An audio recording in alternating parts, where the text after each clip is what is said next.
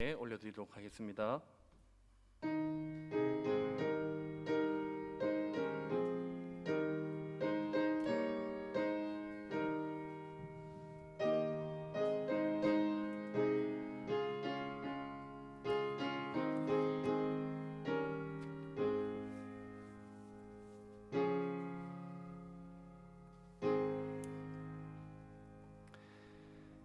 하나님 아버지, 감사합니다.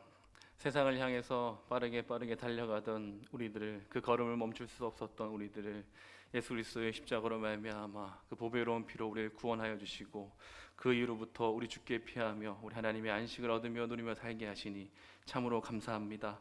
오늘도 우리 주께 나와 예배할 때 우리의 마음이 뜨거워지게 하시고 우리 영과 진리로 주님께 영광 돌릴 수 있는 귀한 예배 되게 하여 주시옵소서. 예수님의 이름으로 기도드립니다. 우리 찬송가 370장입니다.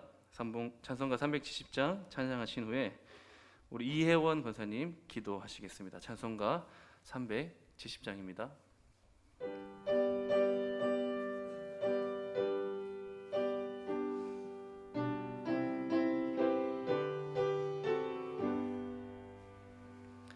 주 안에 있는 나에게 딴 근심이 있으랴.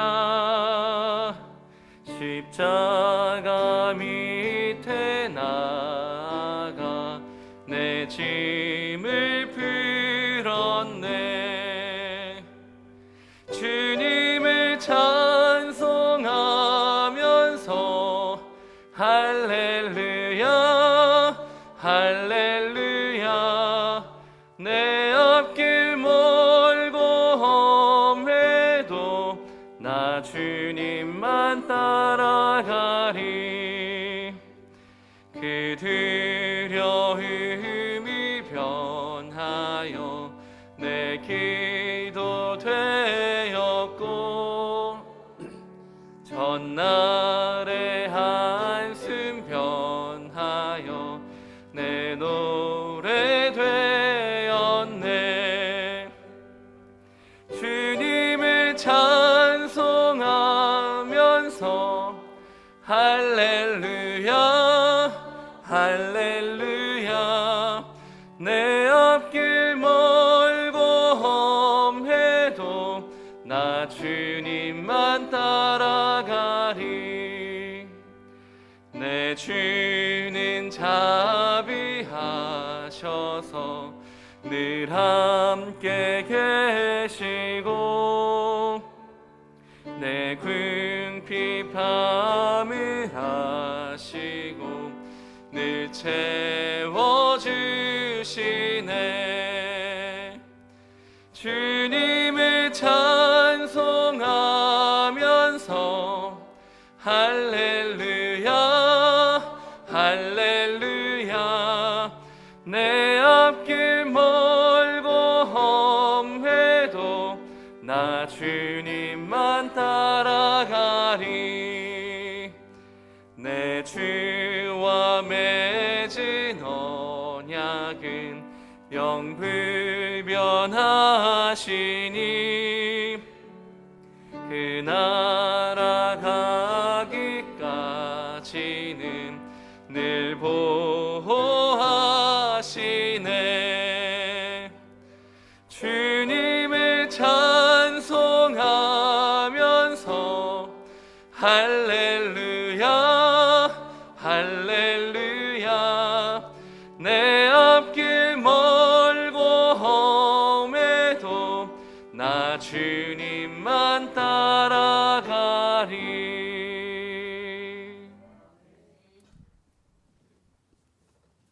기도드리겠습니다. 온 우주 만물을 창조하시고 또 우리의 구원자 되시는 하나님 아버지, 지난 3일간도 지켜주셨다가 예배의 자리로 인도해 주신 은혜를 감사드립니다. 날마다 하나님 은혜를 생각하면서도 우리의 생각과 세상의 풍조에 따라 살 때가 얼마나 많은지 하나님 아버지 용서하여 주시옵소서. 우리의 행위로 말씀에 순종할 것이 아니라 예수 그리스도의 십자가의 은혜를 바라보며 온전한 하나님 말씀에 따라 부지런히 달려나아가는 충성된 종으로서 하나님의 은혜를 누리며 나누는 삶이 되기를 원하옵나이다.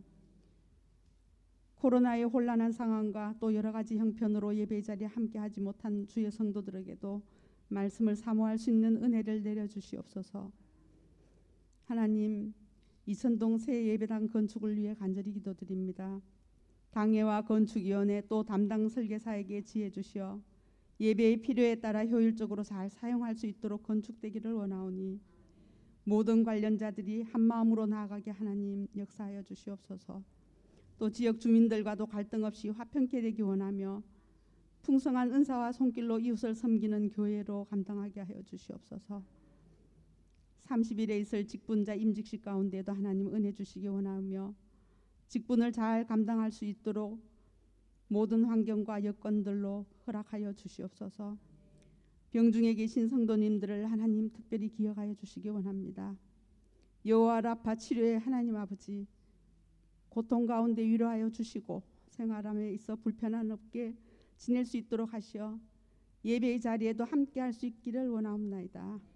또 여러 가지로 어렵고 힘든 자들에게도 피할 길을 열어주시기 원하오며 어려운 가운데에서도 말씀을 기억하며 넘어지지 않도록 믿음으로 붙들어 주시옵소서. 입시와 취업 또 결혼을 앞둔 우리 청년들에게도 주님 밝히 길을 열어주시고 힘차게 나아갈 수 있도록 하나님 아버지 함께하여 주시옵소서. 우리 주일 학교도 기억하여 주시기를 원합니다. 무엇보다도 하나님 말씀이 우리 아이들에게 잘 심어져서 하나님을 경외하며 믿음으로 잘 살게 하셔서 세상의 허탄한 것들로 마음 빼앗기지 않게 하나님 아버지 함께하여 주시옵소서. 또 우리 대한민국을 지금까지 지켜주시고 축복하여 주신 하나님 은혜를 감사드립니다. 다음 지도자를 위해 기도드립니다. 정의롭고 공의로운 생각을 가지고 나라를 바르게 세워나가기에 힘쓸 수 있는 지도자로 세워주시어서 국민들의 평안과 또 평화로운 남북 통일을 통해서 북녘 땅에서도 자유로운 예배와 온전한 말씀이 선포되게 하여 주시옵소서. 먼 이국 땅에서 애쓰시는 많은 선교사님들의 가정과 건강과 필요를 채워주시고 또 코로나로부터도 안전하게 지켜주시기를 간절히 기도드립니다. 오늘 말씀을 증거하실 우리 김 목사님에게도 말씀의 은혜를 다해 주시옵시고 능력을 잘 감당할 수 있도록 하나님 아버지 선하게 인도하여 주시옵소서. 이 밤도 예배를 위해 오고 가는 발걸음 주님 지켜주실 줄 믿으며 우리를 구원하시려 십자가에서 친히 죽으시고 부활하신 예수님 이름으로 기도드리옵나이다. 아멘.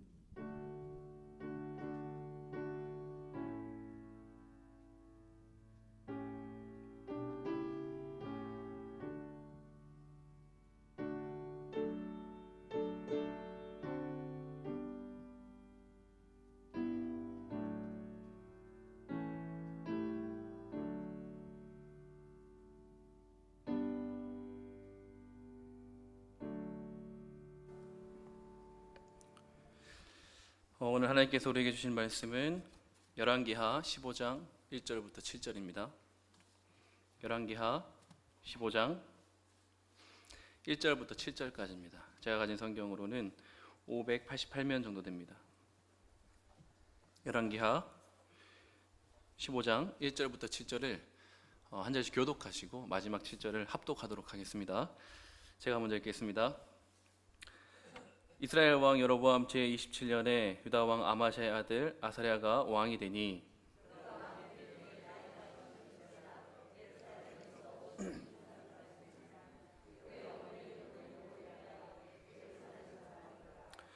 아사랴가 그의 아버지 아마샤의 모든 행위대로 여호와 보시기에 정직히 행하였으나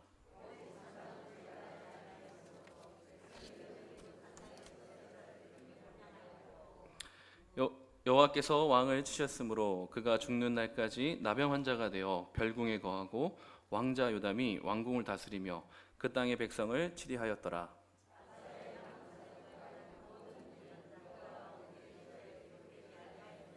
함께 보겠습니다.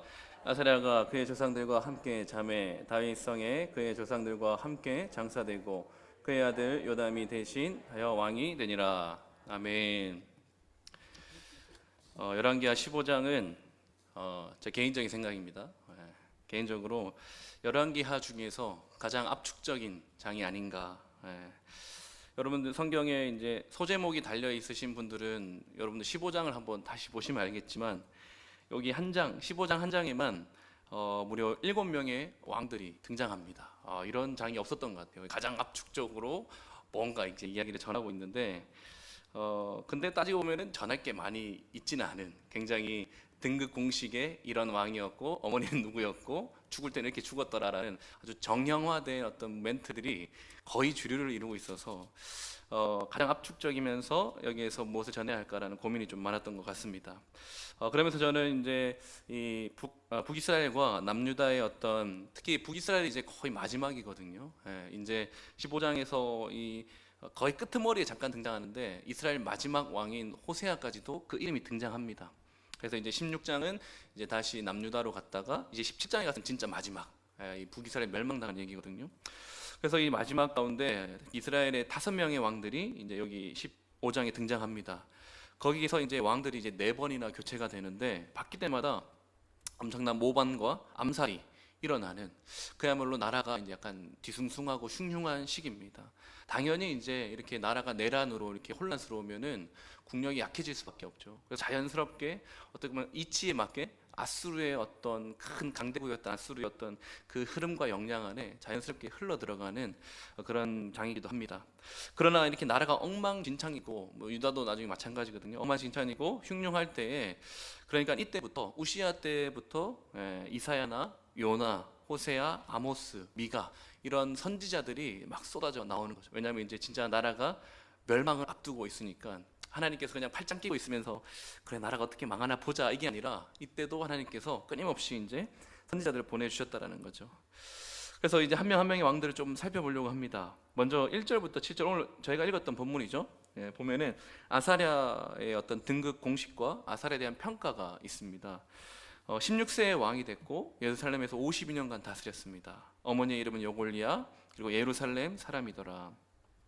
먼저 아사랴는 저도 이제 아까 설교할 때 좀 이렇게 표현했었는데 우시야라는 이름이랑 동일 인물입니다. 동일 인물. 그래서 제가 이제 아사랴라기도 하기도 하고 설교하다가 이게 우시야라고 이제 얘기할 수도 있는데 결국에는 이제 동일 인물이라고 이제 보시면 될 것 같습니다.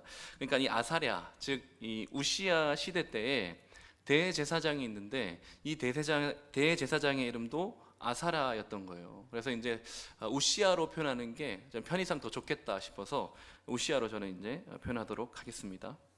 이 우시야의 이름의 뜻은 여호와께서 도우셨다라는 뜻입니다. 여호와께서 도우셨다. 사실 이름만 보면은 나쁜 뜻을 가진 사람은 없어요. 이 어머니의 이름이 여골리아인데 이 이름의 뜻도 여호와는 이제 능력이다라고 여호와께서 도우셨고 여호와는 나의 능력이다라고 얘기하는 아주 예루살렘 어머니의 어떤 정통성을 가지고 이제 신앙인의 가정에서 자라났다는 걸 표현하겠죠. 그러면서 또 한 가지 눈에 들어오는 건 이제 52년간 그 예루살렘에서 이제 다스렸다는 겁니다. 무려 52년 동안 통치했기 때문에 사실 이제 나레이터가 어떤 그 52년의 인생 가운데 정말로 정수와 같은 재미난 이야기들을 하나 이게 몇 가지 뽑아서 들려주지 않을까? 나레이터로 하여금 어떤 구체적인 이야기를 언급되기를 이제 기대할 수 있는 그런 통치했습니다. 52년이면은. 그런데 어떤 구체적인 이야기를 언급할 것으로 기대는 되지만 열왕기 저자는 대뜸 곧바로 그가 이제 나병에 들어서 별궁에 거하였다는 점만 언급하고 바로 죽음의 공식으로 넘어갑니다. 대뜸 넘어가는 거죠. 이제 5절 보시면은 여호와께서 치심으로 죽는 날까지 나병 환자가 되어 별궁에 거하고 대신 그의 아들 요담이 백성을 다스렸다. 이런 얘기가 이제 있습니다. 이 열왕기서만 보면 되게 당혹스러워요. 52년 동안 다스렸고 또 여호와 앞에서 이제 정직히 행하였다라고 얘기하는 이 왕이 갑자기 대뜸 오전에서 별다른 이야기도 없이 에피소드나 스토리가 없이 여호와께서 치심으로 나병 환자가 돼서 죽을 때까지 그렇게 아주 비참하게 말년을 맞았다라고 얘기하는 게 굉장히 좀 당황스럽기도 하고 좀 뻥집니다. 근데 이 열왕기에서는 왜 이 우시야가 나병에 걸렸는지에 대해서 알 수 없지만 상대적으로 역대기에 이제 평행본문 역대기를 보면은 이 스토리가 그래도 좀 나와 있습니다. 제가 그걸 좀 이제 가져왔는데 역대하 26장 16절을 한번 같이 읽어볼까요? 역대하 26장 16절입니다. 같이 한번 읽어볼게요. 시작. 그가 강성하여짐에 그의 마음이 교만하여 악을 행하여 그의 하나님 여호와께 범죄하되 곧 여호와의 성전에 들어가서 향단에 분향하려 한지라. 이 우시아 왕이 성전에서 제사장만 할 수 있는 그런 분향을 자기가 하려고 하는 오만을 저지르고 있었다라는 거죠.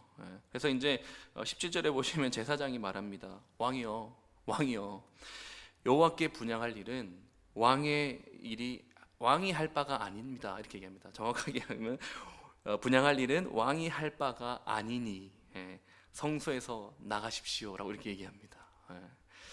그러니까 이제 우시아가 막 화를 쏟아내면서 이제 화를 내는데 그때 이제 이마에 나병이 생겼다고 되어 있는데 19절을 한번 같이 읽어보도록 할까요? 19절을 같이 한번 읽어보겠습니다. 시작.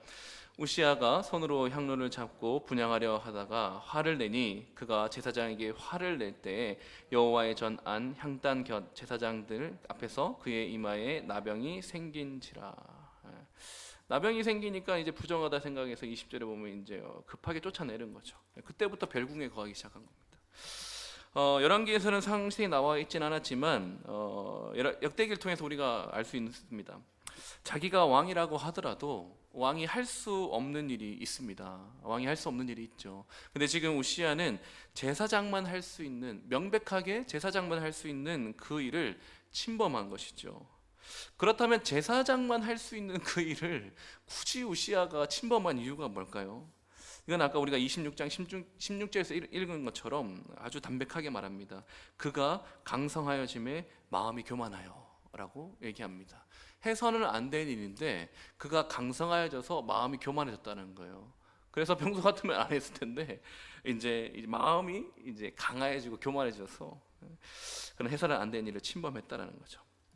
그러면 강성해졌다는 게 그럼 뭔가? 열왕기서에는 도무지 막 그런 정보를 안 주니까 강성해졌다면 그 어느 정도 강성해진 거고 왜 강성해진 거고 왜 이렇게 이런 일이 벌어졌는가에 대해서 친절하게 설명 안 돼 있지만 이것도 역시 역대기를 보면은 여러분 우시아가요 얼마나 강성한 왕인지를 역대하 26장을 좀 읽어보면 알 수 있습니다. 제가 다 이제 부탁하진 않았지만 제가 읽어드릴 테니까 한번 들어보십시오. 이 남유다 전체 역사를 통틀어 보더라도 이 우시아는 다윗과 솔로몬에 비길 정도로 굉장한 왕이라는 것을 알 수 있습니다. 먼저 대외적으로는 유다의 오랜 적국인 블레셋을 완전히 진압하고 지배합니다. 어느 정도로 지배했냐면은 블레셋 땅 안에 이스라엘 성읍을 건설해서 거의 반식민지 정도로 블레셋을 압도하게 되죠.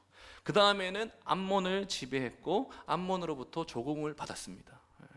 그리고 대내적으로는 예루살렘 성벽을 이제 완비를 하고 성문을 새롭게 답니다. 그리고 성벽에다가 뭘 세우냐면 망대를 세워가지고 적진의 어떤 출입과 전쟁에 대비를 많이 했습니다. 군사적으로는요 2,600명 정도의 지휘관을 두고 있고 그 지휘관 밑으로 30만 명이 넘는 군사를 두었습니다. 그리고 그들 모두에게 새로운 옷을 입히고 새로운 무기들과 여러 가지 무장할 수 있는 것들을 다 가져다 주었습니다. 또 경제적으로는 평지나 이 산간 지역에 집단 가축장을 만들어 가지고 이 비상시에 가축을 비축하게 함으로 국가의 비상사태를 대비했고요. 또 농사를 되게 좋아해서 농업 전문가를 따로 세웁니다. 그래서 그 팔레스타인의 그 사막, 아주 그 황량한 땅에서, 사막 같은 땅에서 양식을 얻게 함으로 나라가 아주 안정적으로 유지되도록 했습니다. 농업뿐만이 아니라 이 시대에 아주 공학도 발전했습니다. 우시아는 우리가 잘 아는 세종대왕 같은 그런 사람이었던 것 같아요. 아주 편견 없이 인재들을 두루두루 이제 등용해서 장영실 같은 인물들을 막 이제 등용하는 거예요. 발굴하는 거예요. 그래서 이제 뭘 하느냐? 전쟁 때 쓸 수 있는 그 현대식 무기들을 막 개발하게 합니다. 그 결과 투석기나 기계처럼 활이 막 날아가는 그런 것을 개발하기도 했습니다. 정말 대단한 왕이었어요. 그래서 역대기는 이런 우시아의 명성이, 그 이름의 명성이 애굽의 변방까지 미쳤다라고 얘기를 하고 있습니다. 이런 왕이니까 26장 16절에 그가 강성하여짐에 그 마음이 교만해졌다라는 게 어떤 한편으로는 이해가 되는 거예요. 교만이라는 게 언제 어느 때라도 우리가 용납할 수 없지만 이걸 좀 듣고 나니까 한편으로는 좀 약간 이해가, 강해졌다는 게 뭔지가 이제 이해가 좀 되는 것 같습니다. 이렇게 우시아의 행적이 이제 대단한 왕이지만 그러나 결국 제사장의 그 권위를 침범해서 화를 내자 곧 나병에 걸렸고 그 즉시로 성전에서 추방되어 이제부터는 죽을 때까지 이제 별궁에 거하면서 이제 섭정을 하다가 이제 장사되어 결국에는 죽습니다. 학자들마다 조금씩의 차이는 있지만 대략 한 20년 정도를 그런 세월을 보냈다라고 이제 생각하시면 됩니다. 20년 동안 그렇게 보는 거예요. 왜요? 그가 강성하여져서 마음이 교만해짐에 이것 때문이었던 거예요.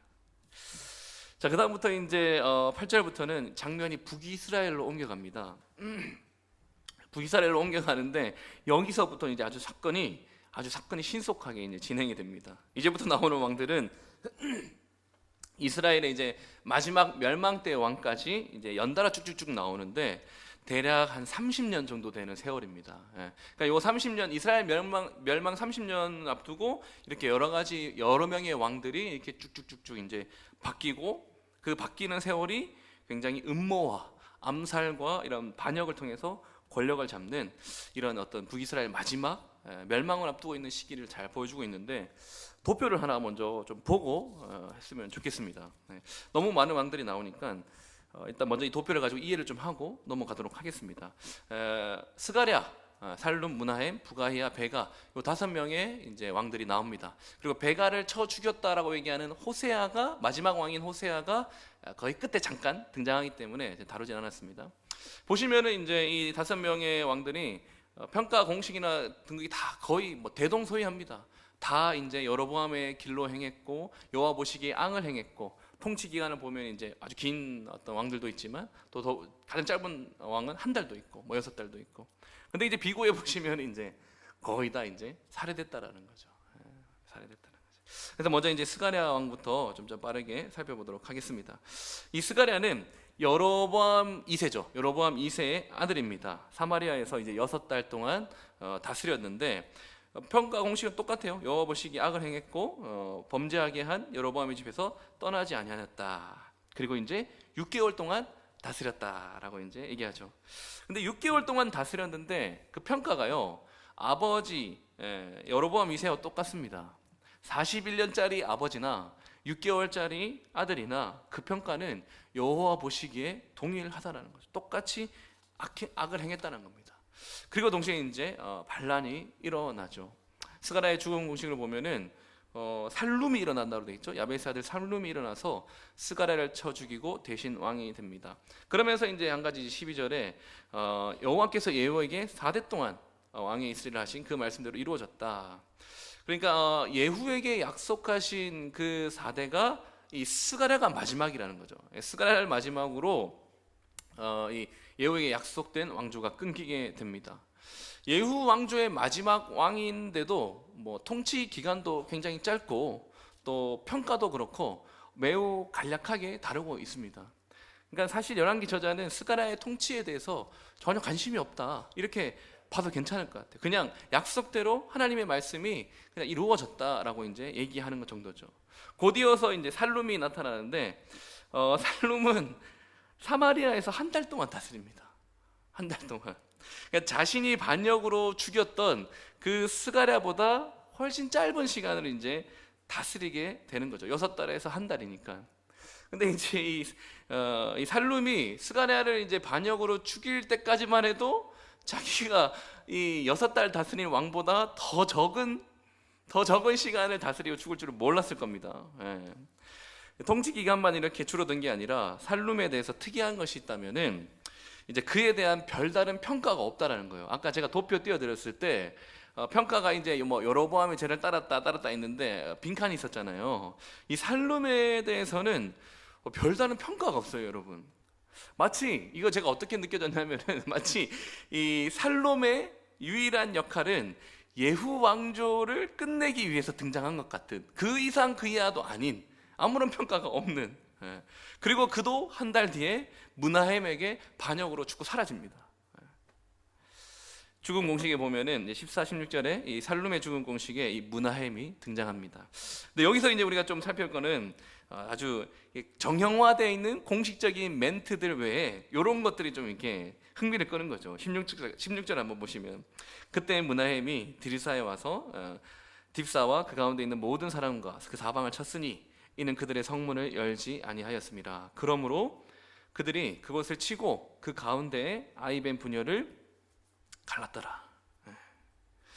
므나헴은요, 자기가 이제 반역을 통해서 왕이 된 이후에 자신의 주권을, 왕권을 인정하지 않는 성읍에 대해서 아주 만행을 저지릅니다.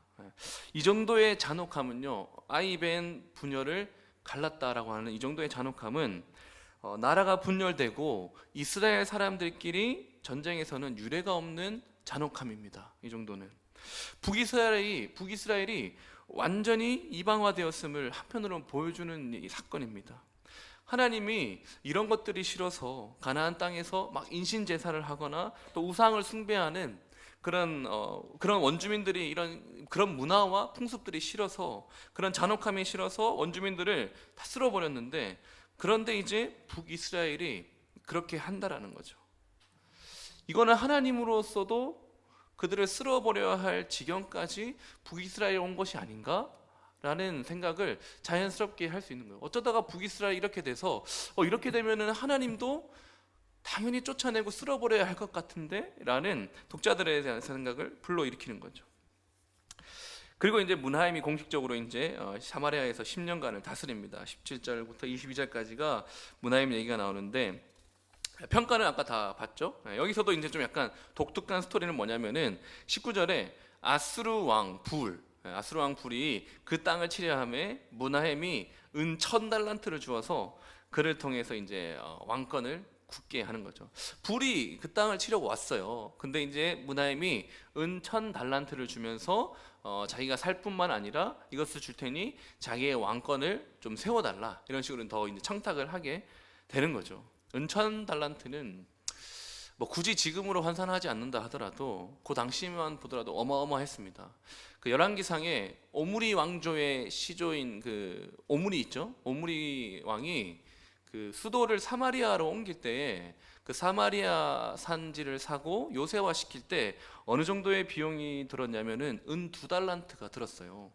사마리아 산지 전체를 사고 그것을 이제 요새화 시키는데 2달란트 정도면, 여기 은 1000달란트면은 이 므나헴은 거의 뭐 강도죠.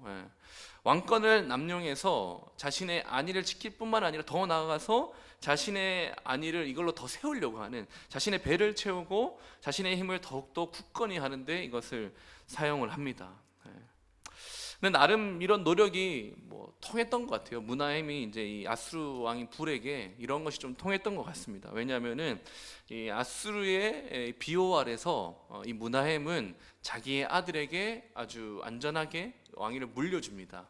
그러니까 아까 도표에서 본 것처럼 다 살해되고, 이것이 반란과 또 암살로 왕권이 교체가 되는 것에 비해서 이 므나헴이 은 1000달란트를 주면서 이제 아수르가 이걸 비호하는 거죠. 그러면서 아주 짧지만 왕조가 시작됩니다. 왕조가 21절 22절 보면 이제 부가히야라는 왕이 이제 시작됐고, 부가히야가 이제 26절까지 등극하고 이제 그의 평가가 이제 나옵니다. 이 평가를 보면 부가히야가 그러면은 아주 오랜 시간을 다스리고 그의 왕조를 쭉쭉쭉 이어갔느냐? 그것도 아니에요. 사마리아에서 보시면 23절 4절에 보면 2년간 다스렸다라고 되어 있고, 이도 역시 여호와 보시기에 악을 행하고 죄에서 떠나지 않았다라고 이제 얘기를 합니다. 므나헴 왕조가 시작됐음에도 불구하고 오래가지 못하고 2년 만에 막을 내립니다. 그러면서 또 어떤 내용도 적냐면은 다시 피비린내 나는 반역의 역사가 똑같이 들어왔다라고 이제 기록하고 있죠. 똑같이 여러 번의 길을 따랐고 똑같이 모방과 암살에 대한 사건을 또 부가히야 시대에 담담하게 얘기하고 있습니다. 그러니까 뭘 말하고 싶은 거예요? 아무것도 변한 게 없다라는 거예요. 아무것도 변한 게 없다. 왕조가 시작돼서 뭔가 새로운 희망이 발견된 것 같지만 똑같이 암살당하고 똑같이 여호와 보시기에 악을 행해서 변한 것이 하나도 없다라고 이제 담담하게 얘기를 하고 있는 거죠. 그러면서 이제 마지막 왕인 15장 안에 등장하는 이제 마지막 왕인 베가가 이제 등극 공식과 평가가 27절부터 이어집니다. 등극 공식은 뭐 20년간 다스렸다 이런 부분이 조금 약간 눈에 띄는 것 같고요. 특별히 이제 이 베가 왕도 죽음의 공식에 보면은 좀 새로운 에피소드 같은 것이 좀 들어와 있는데 아스루 왕이 또 쳐들어왔어요. 아스루 왕이 또 쳐들어와서 보시면은 29절에 나와 있는 여러 가지 이제 지명들을 보이죠. 뭐 북쪽 끝에 있는 저기 북쪽 끝에 있는 이온부터 시작해서 주요 도로를 여러 가지 주요 도로를 연결해주는 성읍들이 쭉 나열되어 있고, 그리고 이제 갈릴리 지역에서 가장 크고 가장 전략적으로 중요한 성읍 중에 하나인 하솔까지 이제 들어가 있고, 그러면서 이제 29절 마지막에는 그런 성읍들만 점령한 게 아니라 이스라엘 주민들도 상당수 포로로 끌고 갔다라고 이제 되어 있어요. 그러면서 이제 계속해서 30절 보시면 이제 이 반아수르 정책을 펼친 베가가 죽습니다. 이 베가가 죽게 되고 대신에 이 아수르의 어떤 지지와 사주 아래서 친아수르파라고 얘기할 수 있는 호세아가 이제 왕으로 등극을 하게 되죠. 반란으로. 이 호세아가 이제 마지막 왕입니다. 나중에 이거는 17장에서 다루실 것 같아요. 자, 그리고 나서 이제 유다 왕 빠르게 가보면 요담입니다. 마지막 15장에서 등장하는 마지막 왕입니다. 요담은 이제 25세의 왕이 돼서 16년간 다스립니다. 어머니 이름 여루사, 사독의 딸. 기본적으로 혈통이 강조되면서 그가 가진 정체성들을 우리가 이해할 수가 있습니다. 우시아에 대한 평가처럼 비슷하게 모든 행위대로 여호와 보시기에 정직히 행하였으나 여전히 산당을 제거하지 않았다라고 이제 얘기를 합니다. 그러면서 이제 요담의 죽음 공식에서 좀 우리가 볼 수 있는 거는 아람 왕 르신과 이스라엘 왕 베가, 그러니까 우리가 좀 전에 봤었던 그 베가가 죽기 전에 일어난 일을 이제 요담 때 이제 겹치면서 얘기를 하고 있는 거죠. 이 아람 왕 르신과 북이스라엘 왕 베가가 이제 유다를 칩니다. 이 아람과 북이스라엘은 그 당시에 아주 강국이었던 아수르, 신흥 강국으로 떠오르고 있는 이 아수르를 좀 제재하고 맞서기 위해서 좀 약간 연합을 형성하고 동맹을 형성하고 있는 와중에 남유다도 거기 들어와서 같이 아수르랑 맞서자, 이렇게 이제 얘기를 했는데 남유다가 거부를 한 거죠. 거부를 하고 이제 아람과 북이스라엘은 그런 거부를 한 남유다를 향해서 치러 내려가는 겁니다. 이 위기의 상황에 이제 다음 주에 조금 더 보게 되겠지만 요담과 그의 아들 아하스는 이런 위기의 상황 때에 하나님을 의지하기보다는 당대의 최강국인 아수르에게 손을 벌립니다. 아수르에게 도움을 구하죠. 이때부터 이제 선지자 미가의 사역이 시작이 됩니다. 또 어쨌든 그 가운데 이제 요담은 죽게 되고요. 섭정을 하고 있던 아하스가 단독 통치를 하게 되고 15장은 끝이 납니다. 여러분. 15장이 이렇게 끝이 납니다. 남유다와 북이스라엘의 7명의 왕들을 살펴봤는데 크게 재미는 없어요. 재미는 없고 막 눈에 띄는 흥미를 땡기는 막 그런 내러티브도 없고, 그래서 크게 이제 뭐 우리의 어떤 관심은 없고, 막 이렇게 통독 같은 거 해도 이 부분은 막 그렇게 자세히 보고 넘어갈 것 같지는 않아요. 그냥 이제 슥슥 보고 이제 넘어가게 되는 그런 부분인데, 남유다와 북이스라엘 총 7명의 왕들을 보면서 먼저는 남유다를 좀 얘기를 해야 될 것 같아요. 남유다는 그래도 좋은 평가가 있었다라는 거를 좀 얘기를 해야 돼요. 흠이 없었다라고 말하는 게 아니에요. 흠이 없었다 이런 걸 말하는 게 아니라 그래도 여호와 보시기에 정직히 행했다라는 평가가 있는 것도 사실입니다.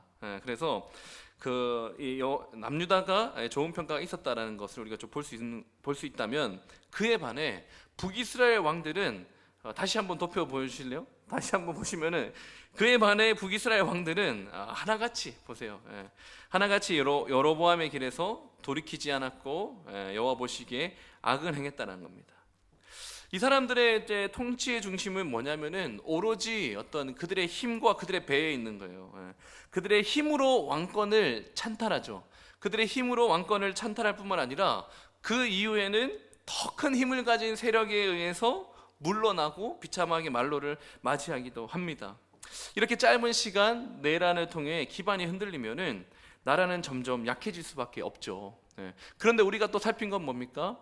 이스라엘 밖으로, 특히 이 이스라엘 밖으로 아수르의 침략이 더욱더 거세지고 있다는 겁니다.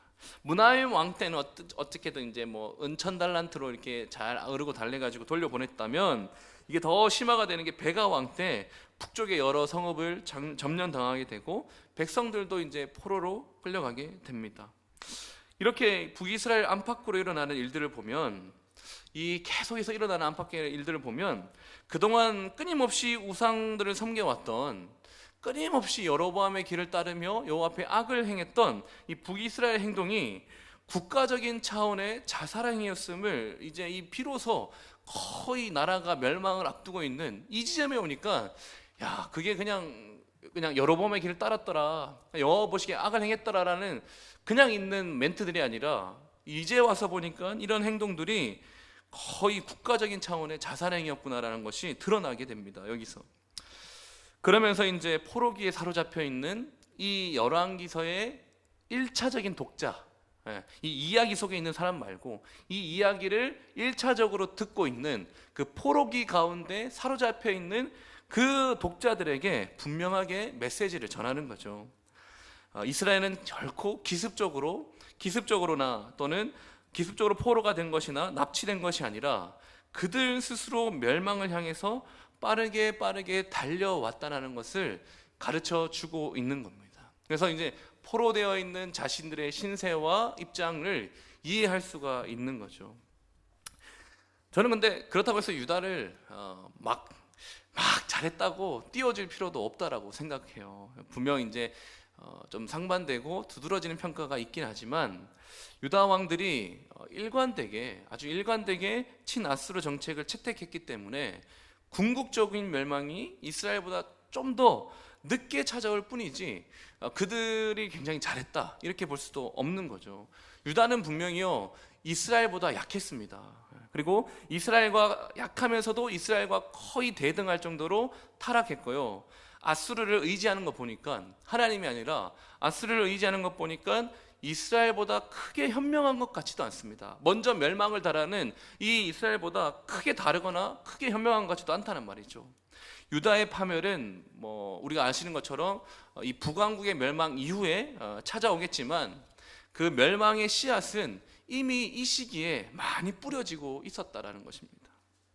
이렇게 오늘 본문을 다 살폈는데, 사실 오늘 본문뿐만 아니라 앞으로 이제 살펴보게 될 이 나라가 멸망에 처했을 때의 이 멸망을 향해 기울어져가는 이 시기에 우리에게 주는 아주 기본적인 메시지가 있습니다. 그건 뭐냐면은, 이 멸망을 앞두고 있는 자들의 우상 숭배가 과연 그들에게 애초에 주어진 복을 어떻게 박탈당하게 했는가를 봐야 되는 거예요. 이 그들의 우상 숭배가 그들에게 처음 주어졌던 그 복이 어떻게 박탈당하는데 사용되어지는가, 그걸 이제 보는 거죠. 그리고 거기에서 그치는 것이 아니라 청중들은 이스라엘이 저지른 그 실수를 피하고 자신의 삶을 바꿀 수 있는 또 다른 기회를 이 시기에, 멸망을 앞두고 있는 이 시기의 이야기를 통해서 교훈을 얻을 수 있다는 겁니다. 그러므로 이제 북이스라엘과 남유다와 같은 어리석음이 많이 보이고 있는 우리, 그들의 어리석음을 많이 닮아 있는 우리가 과연 오늘의 어떤 메시지, 어떤 면을 가지고 우리의 삶을 새롭게 해야 하는지 두 가지 정도를 적용하고 마치면 될 것 같아요. 먼저 첫 번째는 뭐냐면은 교만입니다. 교만은 우리가 받은 복을 누리지 못하게 합니다. 아까 제가 표현했던 대로 하면은 교만이 우리가 받은 그 복을 박탈당하게 한다는 거죠. 교만은 우리가 받은 복을 누리지 못하게 합니다. 일반적으로 왕은 그 나라에서 거의 최고 유일한 권력자입니다. 그러나 하나님은요, 하나님의 나라는 그 왕을 유일한 권력자로 세우지 않았어요. 아주 그 권위와 그 권세를 독점하도록 하지 않았다는 거죠. 하나님은 그 왕을 선지자와 제사장을 통해서 견제받게 하셨어요. 왕이 잘못하면은 언제든지 선지자를 보내서, 우리가 잘 알잖아요. 다윗한테도 나단이 와서 왕이시여 이렇게 행하는 것이 옳지 않습니다. 하나님의 말씀이 이렇게 주어졌으니까 왕은 하나님의 말씀을 인정하고 그분의 통치에 순종해야 됩니다라는 왕의 절대 권력을 인정하지 않습니다. 왕도 반드시 제사장과 선지자를 세워줘서 이제 그들의 견제를 이제 받게 했다라는 거죠. 그런데 오늘 우시아는 제사장만 할 수 있는 그 권한, 제사장만 할 수 있는 그 권위를 찬탈해서 자신이 해서는 안 되는 그 결정을 하고 맙니다. 그 이유가 뭡니까? 아까 우리가 살핀 것처럼 그가 강하여져서 교만해졌기 때문입니다. 교만은 우리가 누리는 복을 누리지 못하게 하죠. 여러분, 사람이요, 가장 위험한 순간은 내가 감당하기 어려운 고통, 고난, 환난, 이런 게 찾아왔을 때 가장 위험한 순간이 아닙니다. 오히려 이런 순간은 하나님을 향해서 더 번뜩이게 되죠. 사람에게 가장 위험한 순간은, 우리가 만날 수 있는 가장 위험한 순간은 스스로 힘을 느끼기 시작할 때입니다. 스스로 나의 힘과 존재감을 의식할 때 가장 위험한 순간을 맞이하게 되는 겁니다. 평소에는 할 수 없었지만 자신의 힘과 자신의 존재감을 의식하는 순간 욱하게 되고 이제 죄를 분출하게 되는 거죠. 사실 우시야 있잖아요. 오늘 본문에 살폈던 우시야의 아버지 아마샤는요, 지난주인가요? 살폈던 이제 아마샤는 신하들의 반란을 통해서 죽습니다.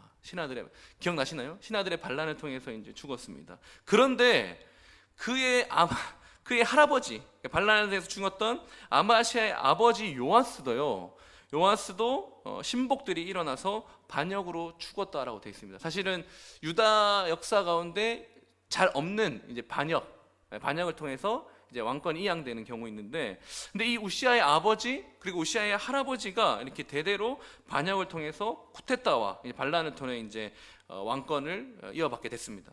그런데 보통 반란과 쿠데타는 이 왕권에 반대하는 세력이 그것을 찬탈해 가려고 쿠데타를 이기는 경우가 많은데, 이 우시아 같은 경우는 반대 세력이 아니라 왕권이 그의 아버지에게 내려오고 그의 아들에게 또 물려졌습니다.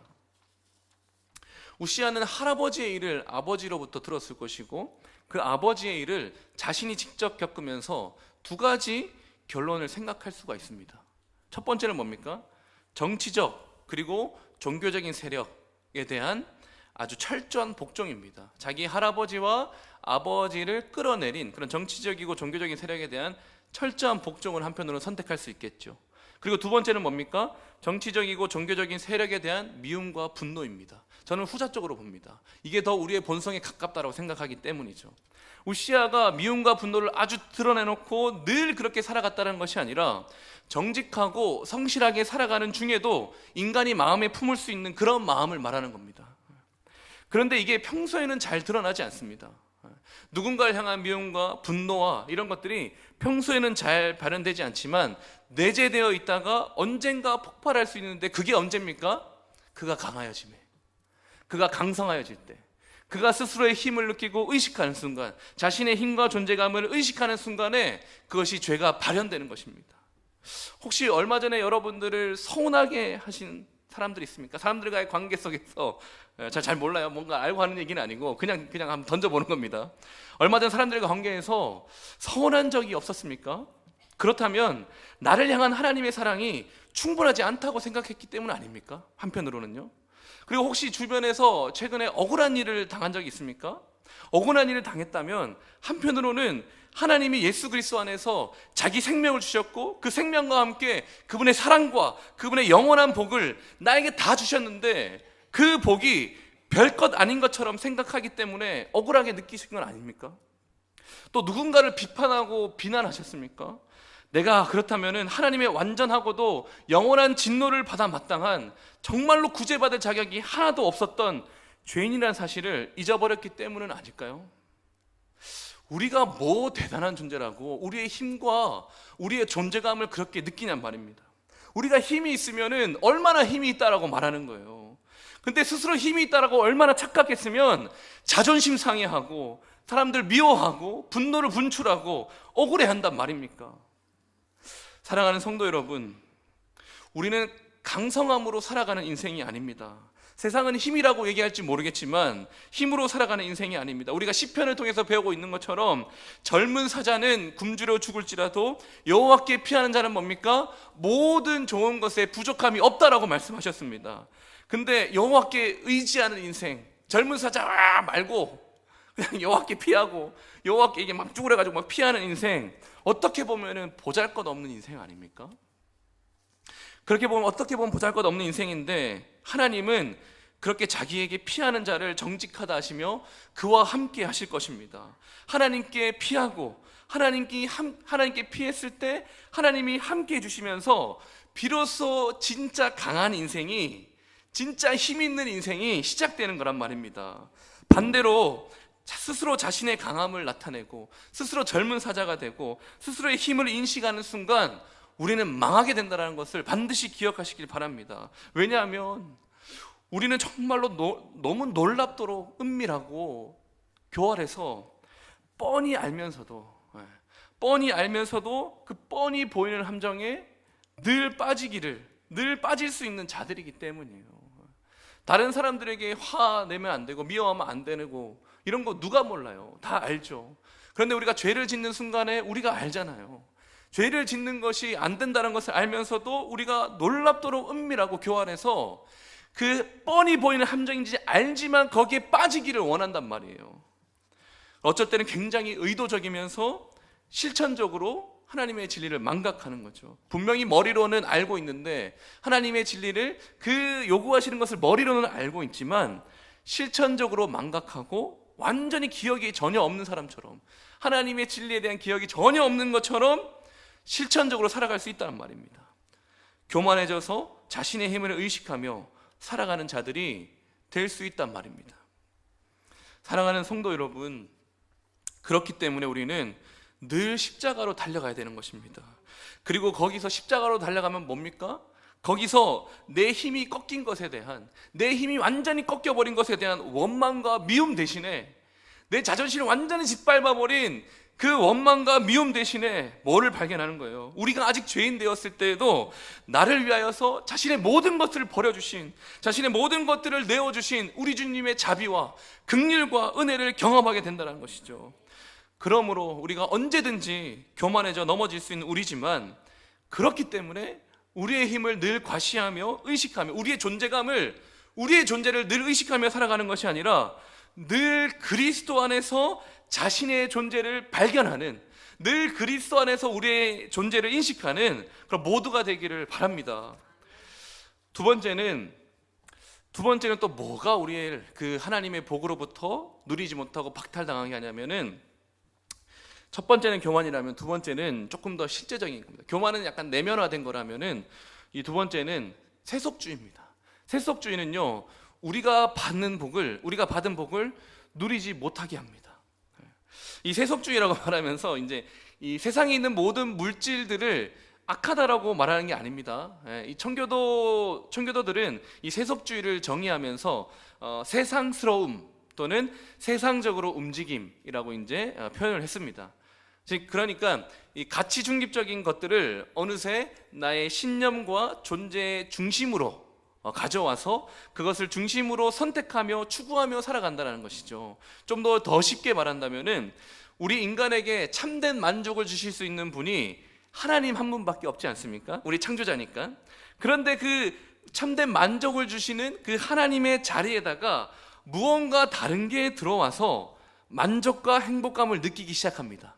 그리고 더 나아가서 그 행복과 만족감을 느꼈던 내게 만족감을 주었던 그것을 완전히 추구하며 살아가는 삶, 그것을 바로 세속주의라고 얘기하는 것입니다.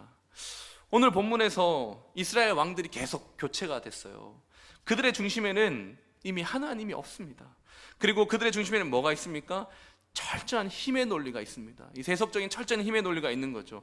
그 힘의 논리를 앞세워서 그 왕을 끌어내리는 거예요. 내가 더 힘이 있다라고 생각하는 순간에 그 왕을 끌어내리고, 그렇게 힘의 논리가 들어오니까 망할 때도 어떻게 되는 거예요? 자기보다 더 큰 힘을 앞세워서 들어오는 자에게 아주 비참하게 무릎 꿇고 멸망당하게 된다는 것이죠. 힘이 없으면 안 될 것 같아서 힘을 추구했는데 결국에는 내가 추구했던 그 힘 때문에 망하게 된다는 거죠. 세속주의의 원리가 다 이렇게 돼 있습니다, 여러분.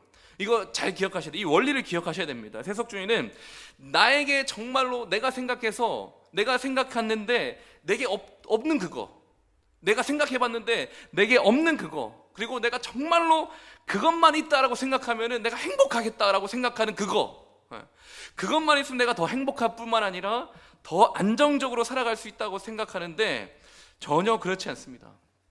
이건 우리의 착각이에요. 결국에는요, 내가 없으면 안 될 것 같다라고 말했던 그거 있잖아요, 그죠? 내 생각에 철저히 있으면 내가 더 안정이 되고 내 행복하고 좋다라고 생각하는 그거, 그게 없으면 죽을 것 같다고 생각했던 그것 때문에 실제로 내가 죽는 것입니다. 세속주의의 원리가 다 이런 것이에요. 그 대표적인 예가 뭐예요? 여러분들이 필요한데 그거 없으면 죽겠다라고 생각하는 그거, 우리 머릿속에 지금 다 반짝반짝거리고 있는 그거, 그 바로 돈입니다. 돈. 아주 대표적인 세속주의, 돈이죠.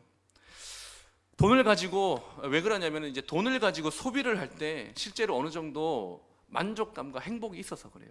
그리고 하나님 이거 자체를 거부하거나 죄악시하진 않습니다.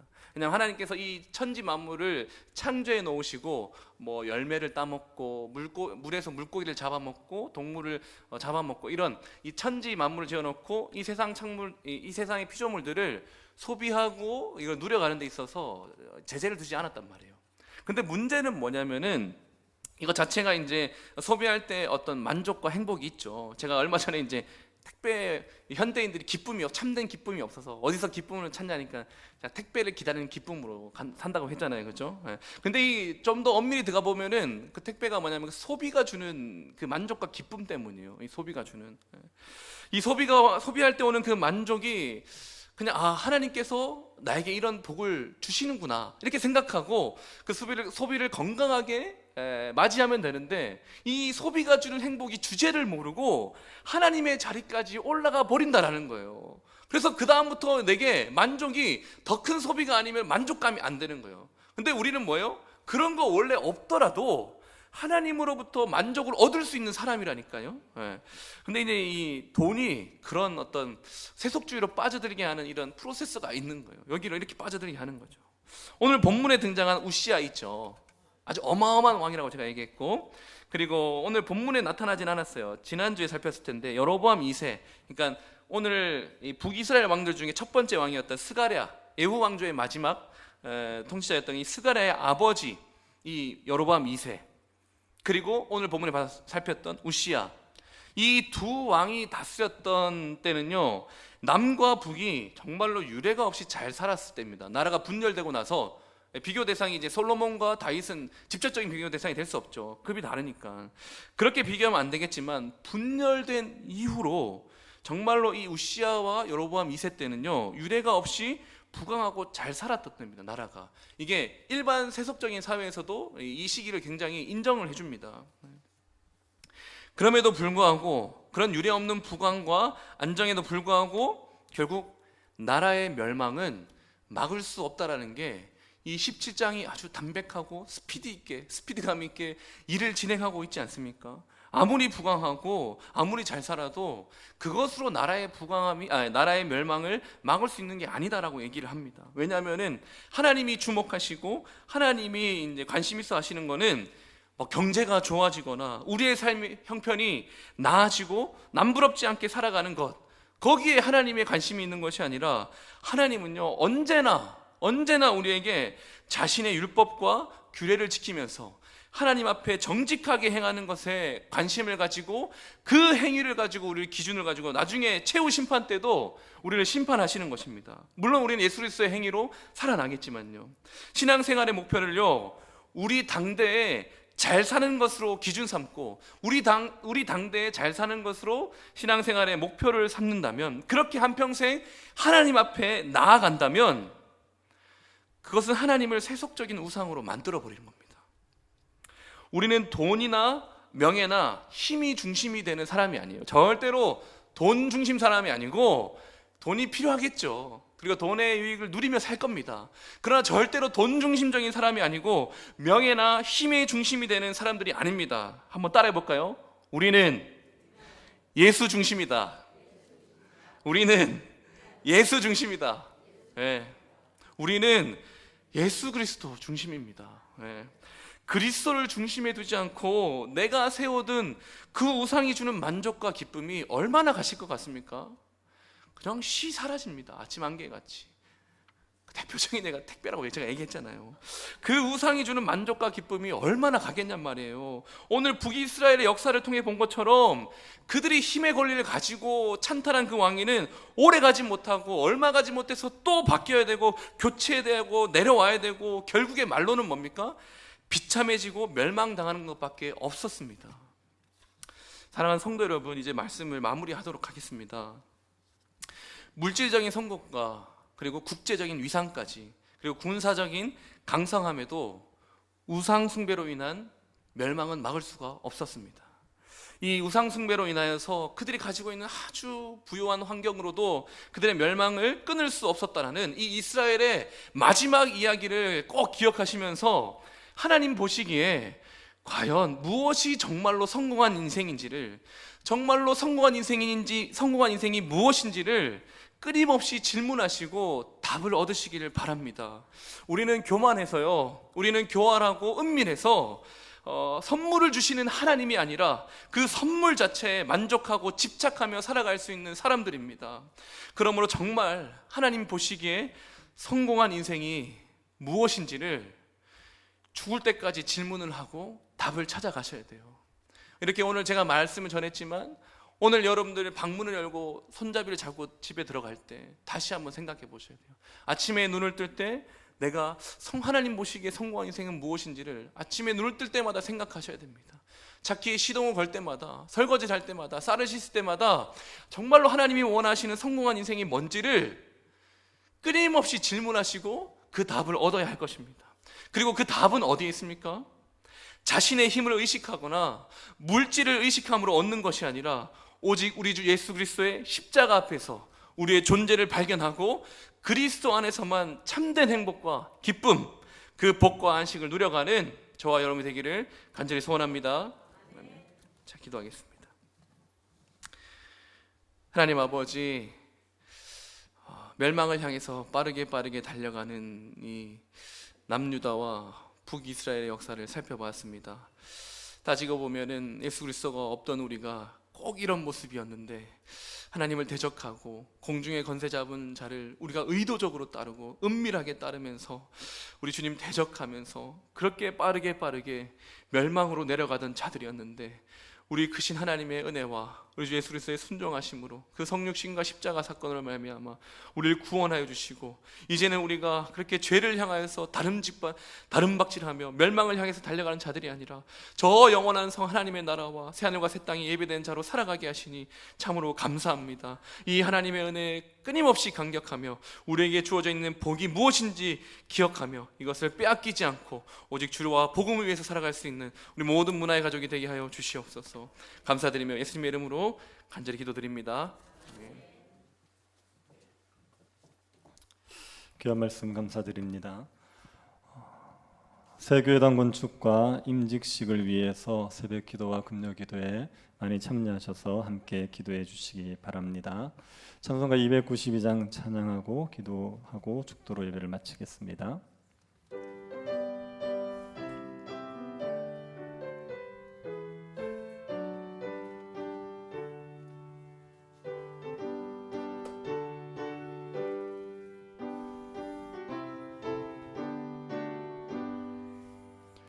주 없이 살 수 없네 죄인의 구주여 그 귀한 보배 피로 날 구속하소서 구주의 사랑으로 흘리신 보혈이 내 소망 나의 위로 내 영광 됩니다. 주 없이 살 수 없네 나 혼자 못 서리 힘없고 부족하며 지혜도 없도다 내 주는 나의 생명 또 나의 힘이라 주님을 의지하여 지혜를 얻으리 주 살 수 없네. 내 주는 아신다. 내 영의 깊은 간구 마음의 소원을 주밖에 나의 마음 네 알아주리요. 내 마음 위로하사 평온케 하시네.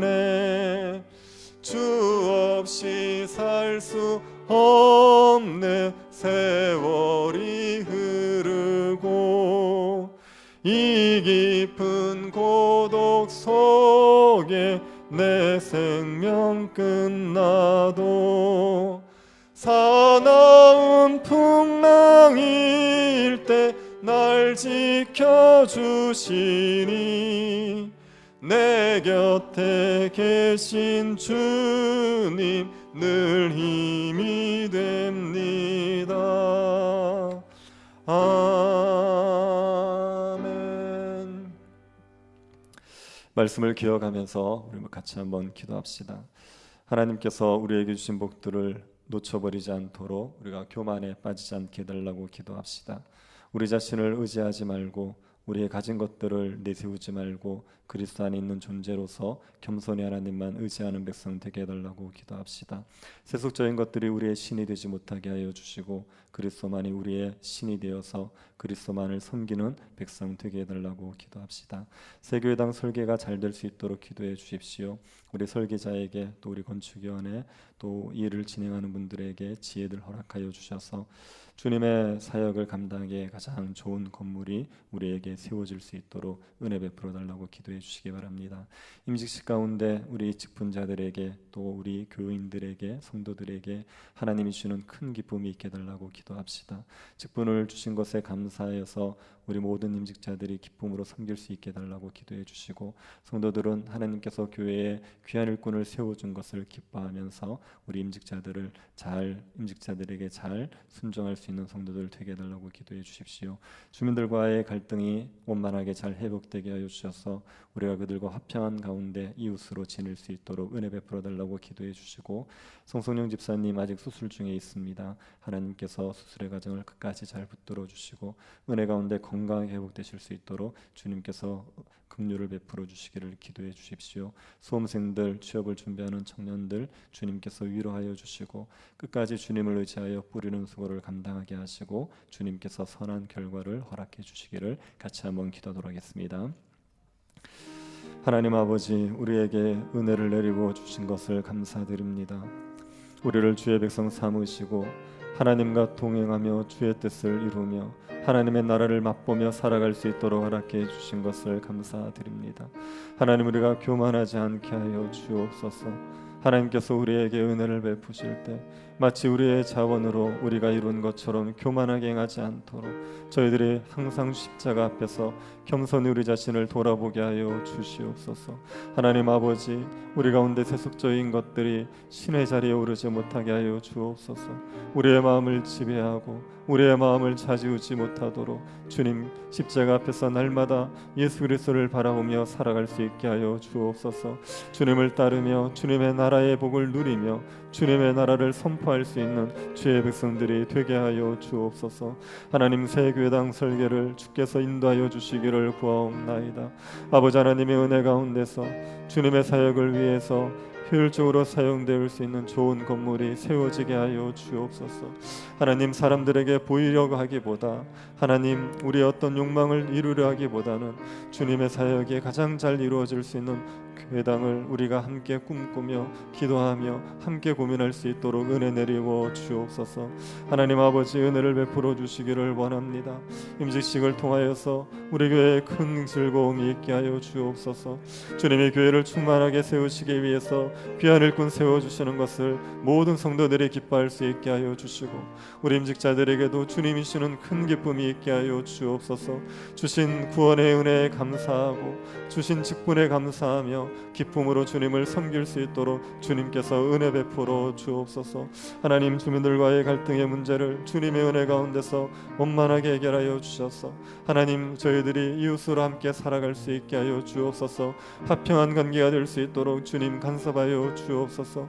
하나님 아버지, 병중에 있는 성도들 돌아보아 주시고 우리 성집사님에게 끝까지 수술이 잘 될 수 있도록 지켜주셔서 하나님 건강을 회복하시게 하여 주옵소서.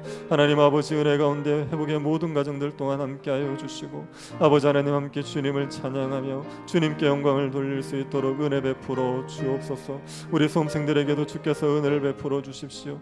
낙심하지 아니하고 끝까지 주를 의지하여 뿌리는 수고를 감당할 수 있게 하여 주시고 주님이 우리를 가장 선한 길로 인도하실 줄을 믿게 하여 주시고 주님만을 의지할 수 있도록 주님께서 믿음을 더하여 주옵소서. 우리 취업을 준비하고 결혼을 준비하는 청년들에게 주님의 선한 인도를 허락하여 주옵소서.